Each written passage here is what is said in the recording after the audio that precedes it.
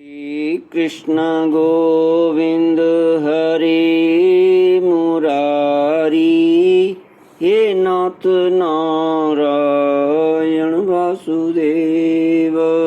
श्री कृष्ण गोविंद हरे मुरारी, हे नाथ नारायण वासुदेव। ओम नमो भगवते वासुदेवाय। ओम नमो भगवते वासुदेवाय।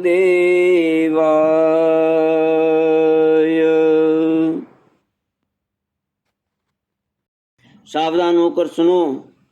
वह स्वेच्छाचारिणी तो थी ही, रूपवती भी थी। एक दिन रात्रि के समय किसी पुरुष को अपने रमण स्थान में लाने के लिए खूब बन ठन कर उत्तम वस्त्राभूषणों से सजकर बहुत देर तक अपने घर के बाहर दरवाजे पर खड़ी रही। नर रत्न उसे पुरुष की नहीं धन की कामना थी, और उसके मन में यह कामना इतनी दृढ़मूल हो गई थी कि वह किसी भी पुरुष को उधर से आते जाते देखकर यही सोचती कि यह कोई धनी है और मुझे धन देकर उपभोग करने के लिए ही आ रहा है। श्री कृष्ण गोविंद हरे मुरारी, हे नाथ नारायण वासुदेव।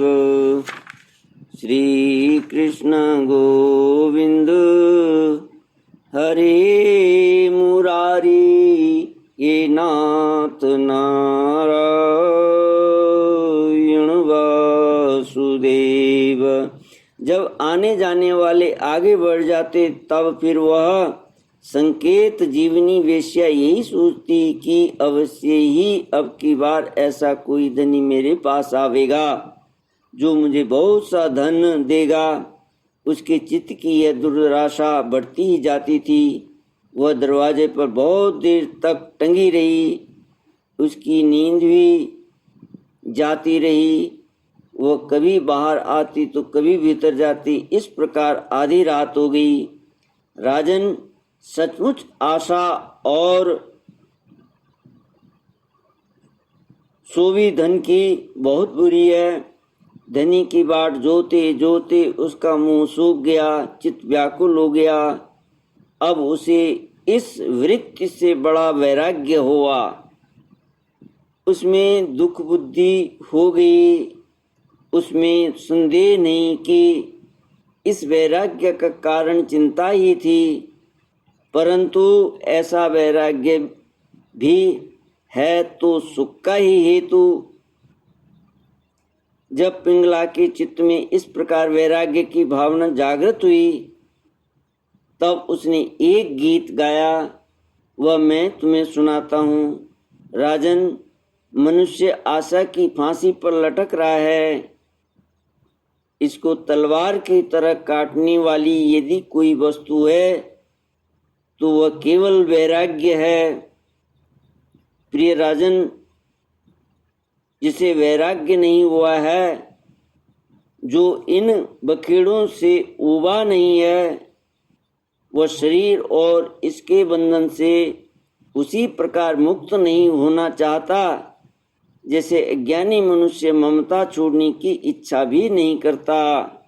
श्री कृष्ण गोविंद हरे मुरारी, हे नाथ नारायण वासुदेव। पिंगलोवाच अहो मे मोह विवर्तिं पश्यता विजितात्मनः या कान्तादसतः कामं कामयेयेन बालिशा। पिंगला ने यह गीत गाया था। हाय हाय, मैं इंद्रियों के अधीन हो गई। भला मेरे मोह का विस्तार तो देखो। मैं इन दुष्ट पुरुषों से, जिनका कोई अस्तित्व ही नहीं है, विषय सुख की लालसा करती हूँ। कितने दुख की बात है, मैं सचमुच मूर्ख हूँ। देखो तो सही, मेरे निकट से निकट हृदय में ही मेरे सच्चे स्वामी भगवान विराजमान हैं। तो वास्तविक प्रेम सुख और परमार्थ का सच्चा धन भी देने वाले हैं। वे वास्तविक प्रेम सुख और परमार्थ का सच्चा धन भी देने वाले हैं। जगत के पुरुष अनित्य हैं और वे नित्य हैं। हाय हाय, मैंने उनको तो छोड़ दिया और उन तुच्छ मनुष्यों का सेवन किया जो मेरी एक भी कामना पूरी नहीं कर सकते। उल्टे दुख भय आदि व्याधि शोक और मोह ही देते हैं। यह मेरी मूर्खता की हद है कि मैं उनका सेवन करती हूँ। बड़े खेद की बात है, मैंने अत्यंत निंदनीय आजीविका वेश्यावृत्ति का आश्रय लिया और व्यर्थ में अपने शरीर और मन को क्लेश दिया, पीड़ा पहुंचाई। मेरा यह शरीर बिक गया है। लंपट लोभी और निंदनीय मनुष्यों ने इसे खरीद लिया है और मैं इतनी मूर्ख हूँ कि इसी शरीर से धन और रति सुख चाहती हूँ। मुझे धिक्कार है। यह शरीर एक घर है, इसमें हड्डियों के टेढ़े तिरछे बांस और खंभे लगे हुए हैं। चाम रोएं और नाखूनों से यह छाया गया है। इसमें 9 दरवाजे हैं जिनमें मल निकलते ही रहते हैं। इसमें संचित संपत्ति के नाम पर केवल मल और मूत्र हैं। मेरे अतिरिक्त ऐसी कौन स्त्री है जो इस स्थूल शरीर को अपना प्रिय समझकर सेवन करेगी।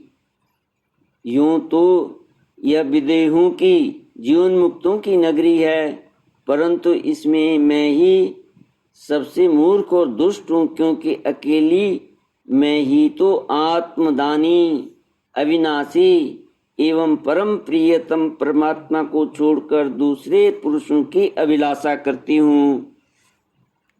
मेरे हृदय में विराजमान प्रभु समस्त प्राणियों की हितैषी सुहृद प्रियतम स्वामी और आत्मा हैं। अब मैं अपने आप को देकर इन्हें खरीद लूँगी और इनके साथ वैसे ही विहार करूँगी जैसे लक्ष्मी जी करती हैं।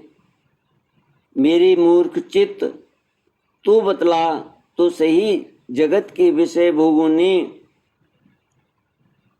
और उनको देने वाले पुरुषों ने तुझे कितना सुख दिया। अरे वे तो स्वयं ही पैदा होते हैं और मरते हैं। मैं केवल अपनी ही बात नहीं कहती, केवल मनुष्यों की ही बात नहीं, क्या देवताओं ने भी भोगों के द्वारा अपनी पत्नियों को संतुष्ट किया है। वे बेचारे तो स्वयं काल के गाल में पड़े पड़े करा रहे हैं। अवश्य ही मेरे किसी शुभ कर्म से विष्णु भगवान मुझ पर प्रसन्न है, तभी तो दुराशा से मुझे इस प्रकार वैराग्य हुआ है। अवश्य ही मेरा यह वैराग्य सुख देने वाला होगा। यदि मैं मंदभागिनी होती तो मुझे ऐसे दुख ही न उठाने पड़ते जिनसे वैराग्य होता है। मनुष्य वैराग्य के द्वारा ही घर आदि के सब बंधनों को काटकर शांति लाभ करता है। अब मैं भगवान का यह उपकार आदर पूर्वक सिर झुका कर स्वीकार करती हूँ और विषय भोगों की दुराशा छोड़कर उन्हीं जगदीश्वर की शरण ग्रहण करती हूँ। अब मुझे प्रारब्ध के अनुसार जो कुछ मिल जाएगा उसी से जीव निर्वाह कर लूँगी और बड़े संतोष तथा श्रद्धा के साथ रहूँगी। मैं अब किसी दूसरे पुरुष की ओर न ताक कर अपने हृदयेश्वर आत्मस्वरूप प्रभु के साथ ही विहार करूंगी। यह जीव संसार के कुएं में गिरा हुआ है, विषयों ने इसे अंधा बना लिया है, काल रूपी अजगर ने इसे अपने मुंह में दबा रखा है। जब अब भगवान को छोड़कर इसकी रक्षा करने में दूसरा कौन समर्थ है?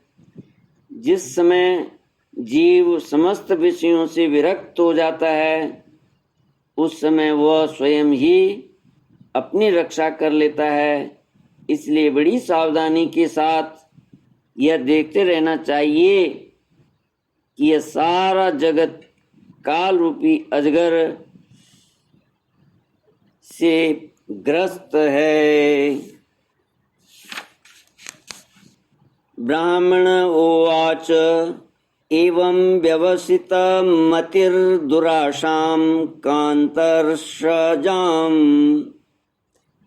चित्तोपशममास्थाय शय्यामुपविवेश सा आशा हि परमं दुःखं नैराश्यं परमं सुखं यथा संचिद्य कांताशां सुखम सुष्वाप पिंगला। अवधूत दत्तात्रेय जी कहते हैं, राजन, पिंगला वेश्या ने ऐसा निश्चय करके अपनी प्रिय धनियों की दुराशा, उनसे मिलने की लालसा का परित्याग कर दिया और शांत भाव से जाकर वह अपनी सेज पर सो रही। सचमुच आशा ही सबसे बड़ा दुख है और निराशा ही सबसे बड़ा सुख है, क्योंकि पिंगला वेश्या ने जब पुरुष की आशा त्याग दी तभी वह सुख से सो सकी। श्री कृष्ण गोविंद हरे मुरारी, हे नाथ नारायण वासुदेव। इति श्रीमद्भागवते महापुराणे पारमहंस्यां संहितायां एकादश स्कंदे अष्टमोऽध्यायः। ओम पूर्णमद पूर्णमिदं पूर्णात् पूर्णमुदच्यते पूर्णस्य पूर्णमादाय पूर्णमेवावशिष्यते। ओम शांति शांति शांति। हरि ओम। श्री गुरुभ्यो नमः। हरि ओम।